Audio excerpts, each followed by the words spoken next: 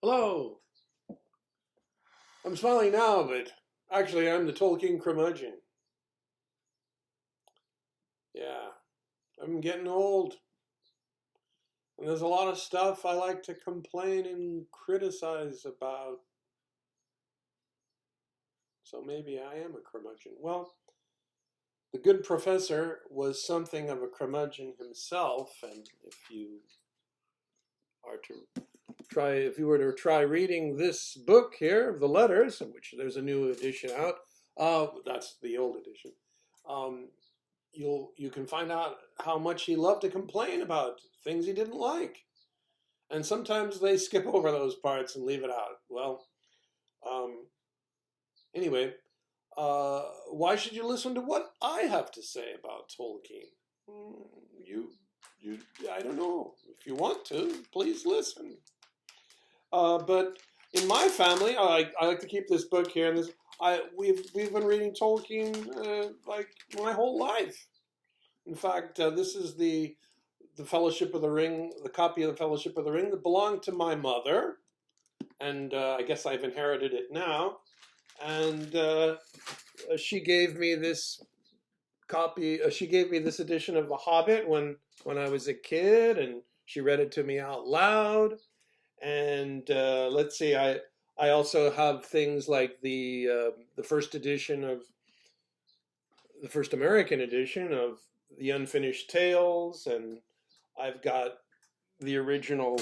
I also keep that one in a plastic bag because where I live, it's pretty humid and it's getting old. Anyway, this is the copy of the Silmarillion that was pre-ordered when it was first published, and I sat on my living room sofa and I read it when we first got it, when it was first published. And this is the copy right here that I had, and uh, and the smaller works are important to me too. For example, the Adventures of Tom Bombadil, or Smith of Wootton Major, and one of my favorites, The Children of Húrin, and another favorite of mine, The Lays of Beleriand, part of the History of Middle-earth series.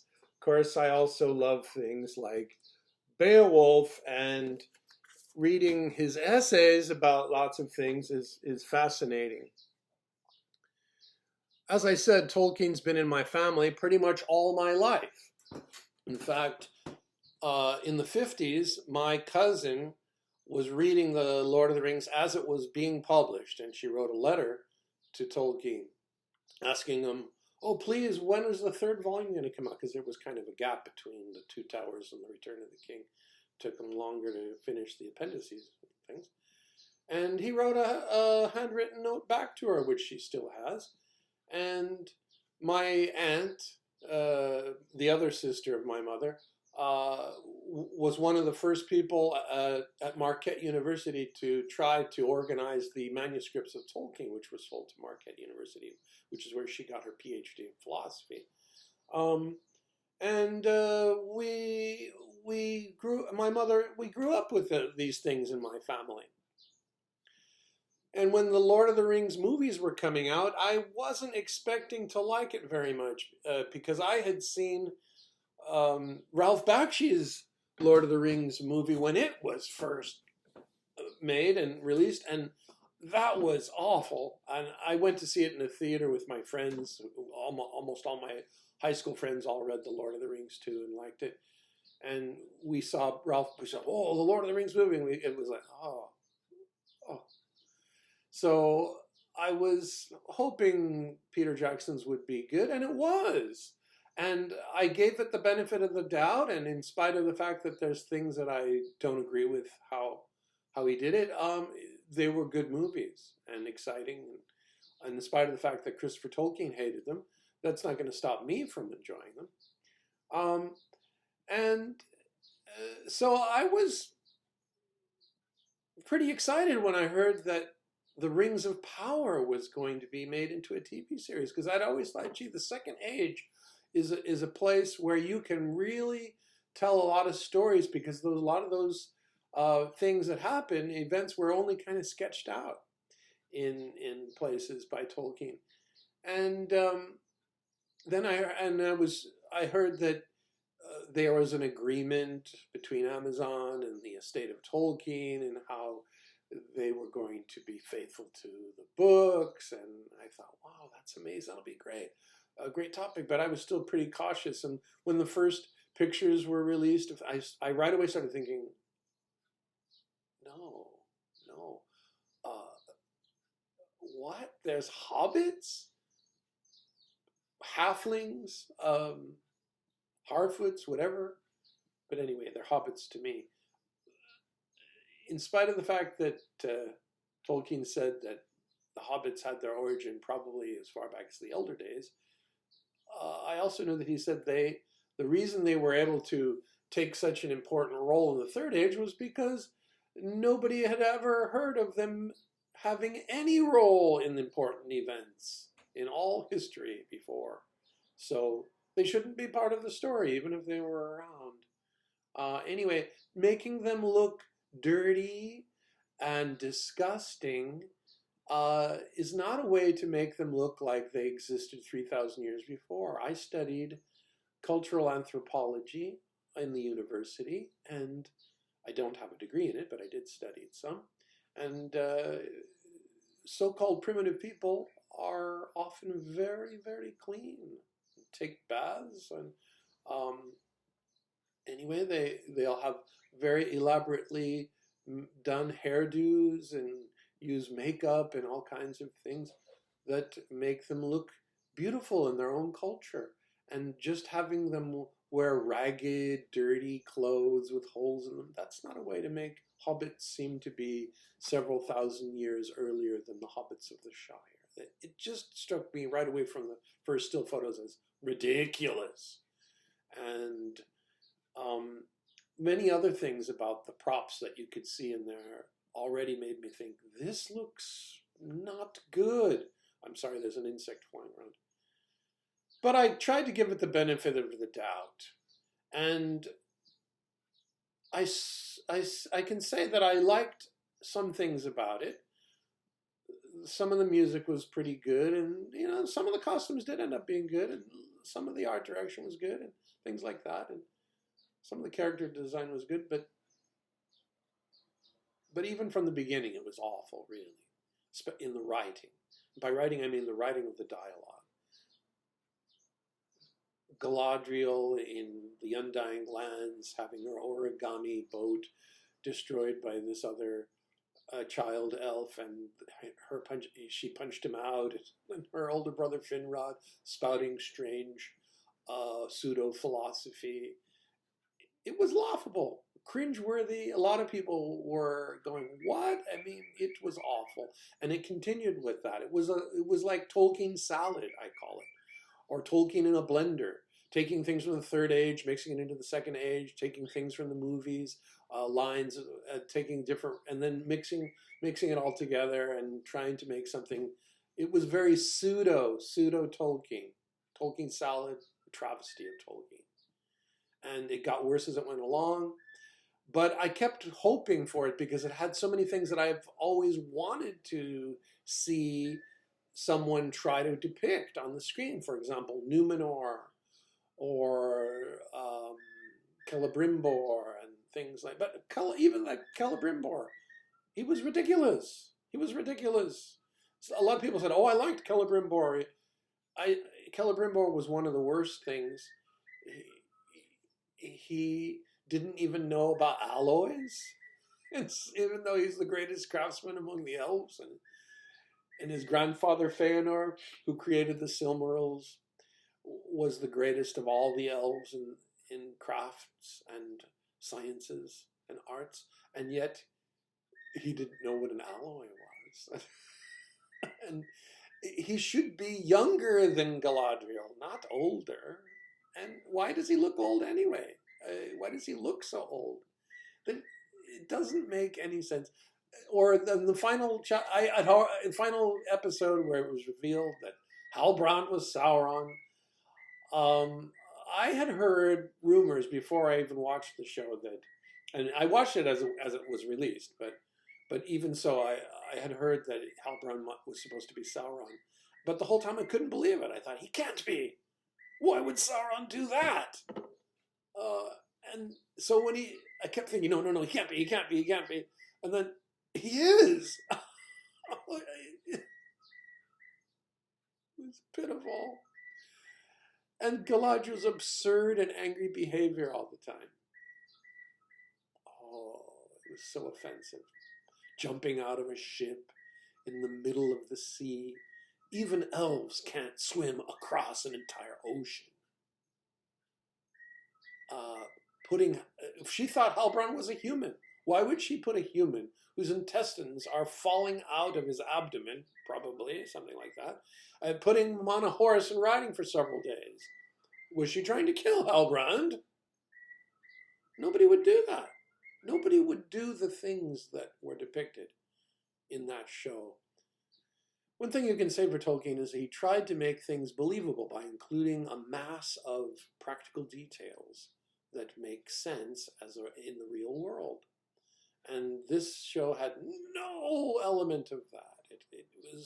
It makes fantasy even more unbelievable, rather than having the attempt at inducing secondary belief, as Tolkien called it. Anyway, mixing so many things up, and it ended up making me feel disgust by the end of it. And I thought, I hope this show is canceled and I don't have to watch it anymore. Because why do I feel I have to watch it? Is because, well, I really feel that being a kind of amateur expert on Tolkien, I really want to know what these adaptations are like, and I want to know. So I watch it, but it's painful. It's painful. It's so badly done. Oh, and then, but even some of the people who criticize it for reasons which I can't understand. People think, oh, Amazon is woke, and they're becoming woke, and the woke Tolkien. Okay, Tolkien was born in the last century, and things, culturally, some things are different in a lot of people's minds these days. So, but it turns out that the Rings of Power is not woke. The Rings of Power is the Mormon version of the Lord of the Rings, or I mean, the Lord of the Rings, Rings of Power. Have you done any research about who these showrunners are?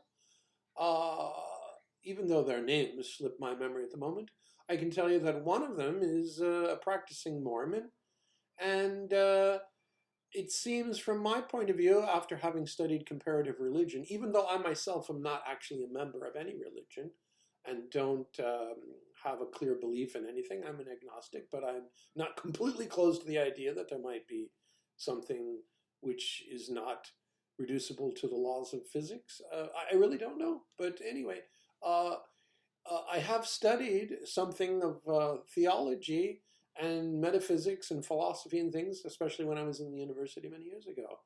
And my view is that Catholicism and Catholic philosophy and metaphysics is a very strong element within Tolkien's, was a very strong element in his mind, obviously, and is a background for understanding the world that he created. Now, you don't have to agree with it, but if you study those things, you'll see how there are very few points at which it contradicts those things, and Tolkien was somewhat worried about them, and he writes about them in some places.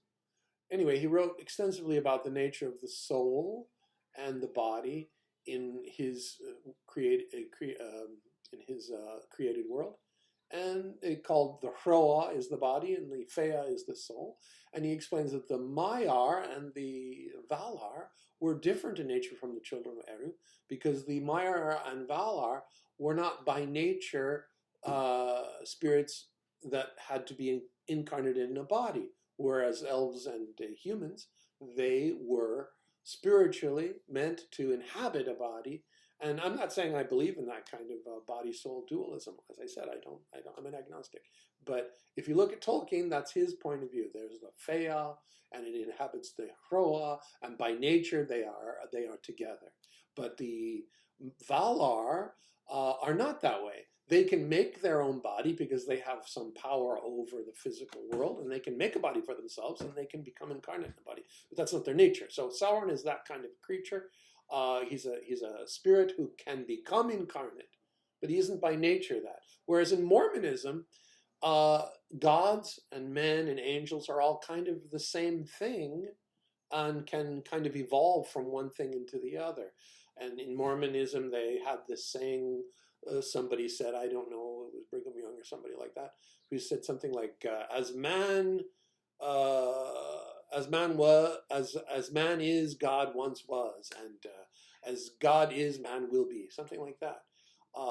But Orthodox Christianity doesn't think that at all. Even though in Eastern Orthodox Christianity they have this thing called divinization, which means that the humans, because of the incarnation and all of these things, humans can participate in the divine and become divinized. But that's different from evolving into being a god, which is something that Mormonism is into. Now, when I was watching The Lord of the Rings, The Rings of Power, I kept feeling, this looks like the Mormon version. Like when they were going on the ship and they're all wearing these white gowns, they look like they're going off to the Mormon temple or something. And then they look like, with their short hair, it looks very Mormon, don't you think? Why should the elves have short hair? In every case in which Tolkien described a male elf, in every case in which he mentioned the length of the hair, he mentioned that it was long.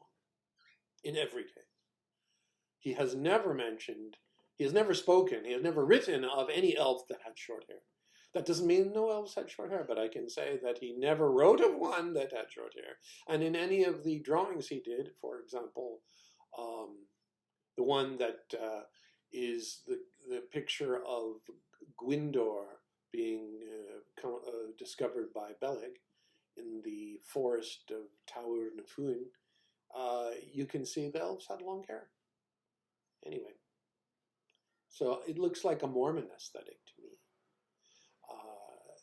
And okay, fine. If they want to do that, fine. But it doesn't go along I think, with Tolkien's imagination. And other Mormonistic things about it were evident. I don't want to offend Mormons, so I'll stop right now and say we'll be curmudgeon watching the new season.